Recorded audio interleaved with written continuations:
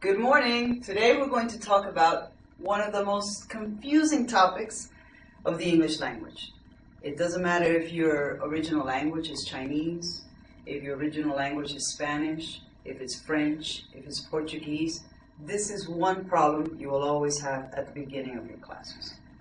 And the problem is there are three short words, three little words that have a lot of meaning, and you're going to need these words constantly, every single day, in every single conversation that you're going to have from this moment on.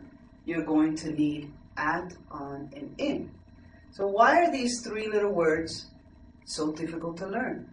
Because in any language, in any other language different to English, there's only one word to say the three, okay? But it's very simple. You have to think of from small to big. If you can have an idea, if you have an idea of small, if you go from small to big, for example, this would be the big and this would be the small. Now, if you get this idea of a triangle, the smaller side is here and the larger side is here, then it's going to be very easy to remember when to use at, when to use on, and when to use in. Now I'm going to go there. Okay. Sorry. Okay. In the smallest part, we have at. In the middle we have on, and here in the biggest part, we have in. So whenever you have doubts as to when to use in, when to use on, and when to use at, think of the triangle. Larger, smaller, and even smaller. For example, address. An address. Where do you live? Let's say in Denver. Okay. All right. On Logan Street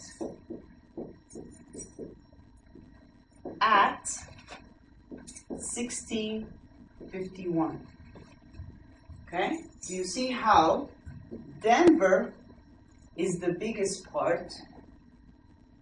Then we have Logan Street, and then the smallest section would be at. So you always go from large to smaller to smaller. So my complete sentence would be, I live in Denver on Logan Street at 1651.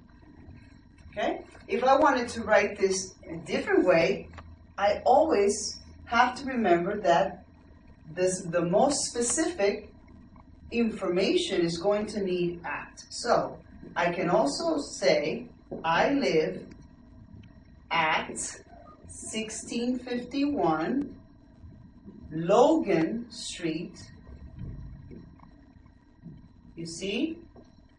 Smaller, larger, and then the largest part, what would it be? Denver. In Denver. And there you have it. You have to always think large, smaller, even smaller. What about dates? For example, Christmas Eve or New Year's. Let's try New Year's. Everybody knows when New Year's is. Okay, so what do we have with New Year's? We have December. We have 31st, and we have 12 o'clock. Okay, which is the biggest one of the three? December, correct? So for December, which one are we going to use? The biggest one, in. So it's in December. Good. now, which is smaller? Is 31st more specific, or is 12 o'clock more specific? Okay? Let's go then, continue in the order, and it will be on the 31st. Now the exact moment for New Year's is at 12 o'clock. So if we put this information together, we have New Year's is in December